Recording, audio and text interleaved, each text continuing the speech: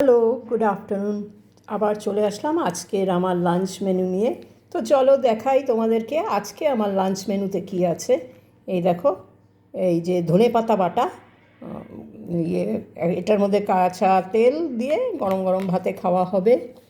এইখানে আছে অল্প পনির ছিল, তো ওই পনির দিয়ে ক্যাপসিকাম, ব্রকলি, গাজর এগুলো দিয়ে একটু নেড়ে দিয়েছি, পেঁয়াজ বড় বড় করে কেটে একটু নাড়া মতন করে নিয়েছি।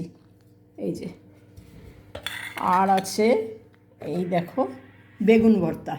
তো যারা মানে শনি মঙ্গলবার অনেকে বেগুন পোড়া খায় না, তো সেই ক্ষেত্রে এরকমভাবে কিন্তু বেগুন ভর্তাটা খাওয়া যেতে পারে।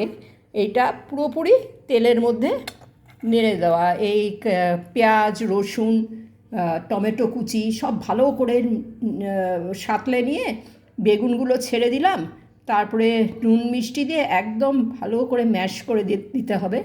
বেগুনগুলোর কিচ্ছু যেন না থাকে, গলে যায়, একটু নুন, একটু মিষ্টি, আর লাস্টে গার্নিশিংয়ের জন্য অল্প ধনেপাতা।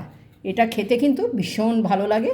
এটা অ্যাকচুয়ালি নন বেঙ্গলি স্টাইলে করা বেগুন ভর্তা।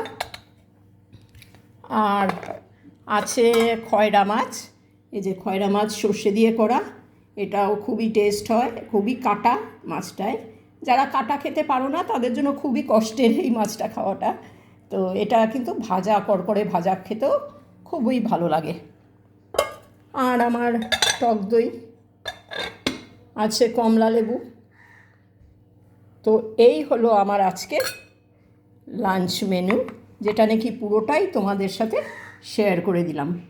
খুবই টেস্টি লাঞ্চ আজকে, তো দেখিয়ে দিলাম। চলো কালকের জন্য আবার ওয়েট করো, কালকে কি রান্না হবে সেটা তোমাদেরকে কালকেই শেয়ার করব।